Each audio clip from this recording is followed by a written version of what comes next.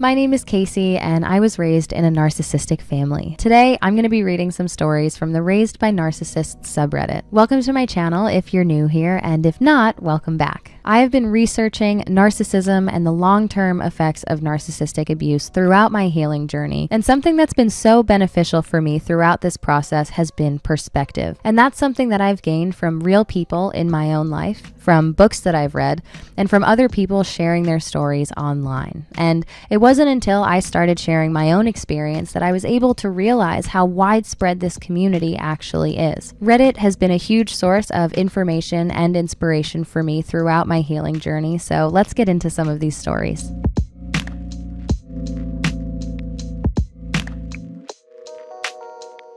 What's a basic life skill your parents refused to teach you? I'll start. My mother didn't teach me how to use a friggin' debit card. I had so much anxiety being forced to go into the store with her card, not knowing what to do, nor did she teach me how to build credit. Basically refused or put off any and everything that required me to be independent or helped me learn independence. Gosh, I mean, to answer the question, looking back, there were so many. Everything from basic social development outside of my relationships with my immediate family to how to cook meals or how to do laundry.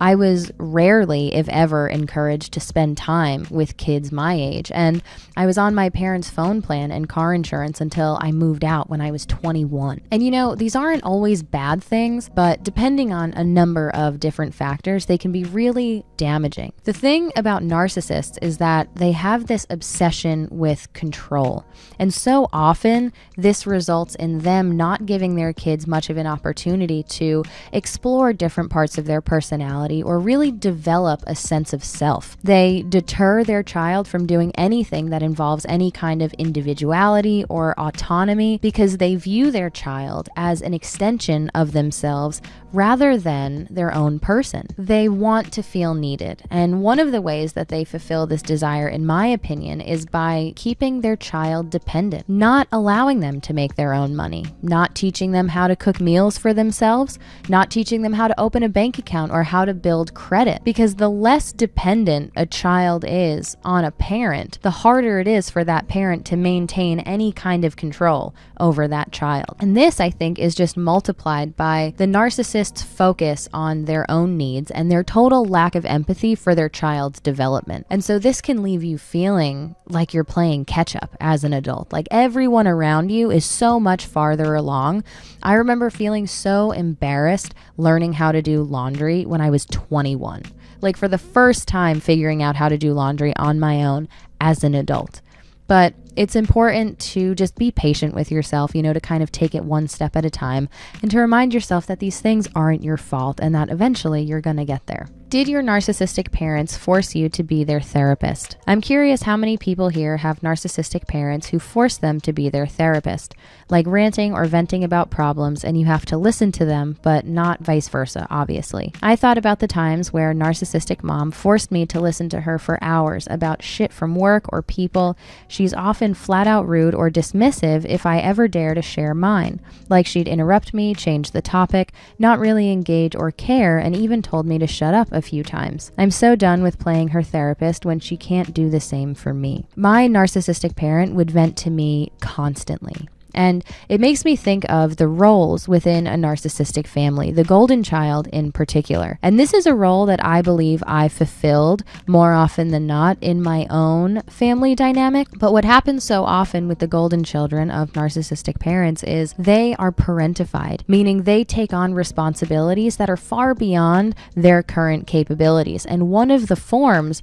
of parentification is emotional, where, the parent vents to the child about the other parent, or the child is expected to provide some kind of reassurance or assistance during an argument. Another term for this that I've seen quite a bit is surrogate spouse, where, the child is expected to support the emotional needs of their narcissistic parents, which is just an unfair burden to place on a child. And I remember I felt for the longest time like like my narcissistic parent and I were friends. You know, like I was the only person that they could vent to, that they could trust, that they could really rely on to kind of back them up in an argument or to defend them. And it's a really heavy responsibility to put on the shoulders of a child. And my narcissistic parent would so often talk negatively to me about my other parent. I knew all of my family's financial issues. And, you know, if I didn't defend them in an argument often enough or well enough, I would be shamed for that. And I never felt comfortable, I guess, in turn, sharing the more troubling or complicated emotions that I was experiencing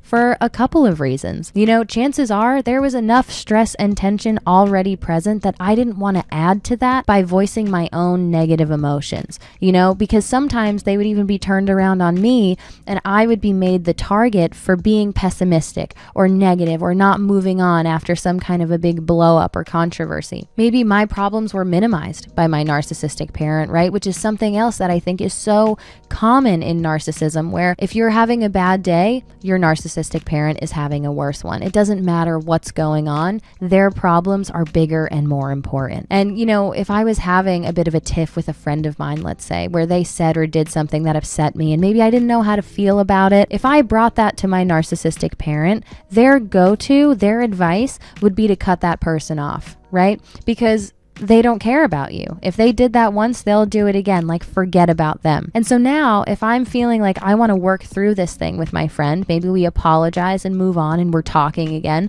Maybe we even want to hang out again. That would be an issue. Like, that would be a source of tension. And so I learned, or I guess I was conditioned to believe over time, that it was best for me to keep those more complicated negative emotions to myself and to just figure them out on my own in private without anyone knowing. And that really sucks, to feel like you can't rely on that kind of support from a parent, and yet you're dishing out that support for them left and right. All right, that's about all the time that I've got for this today, but I will be back with another video this week. In the meantime, be sure to like this video and subscribe to my channel if you'd like to see more.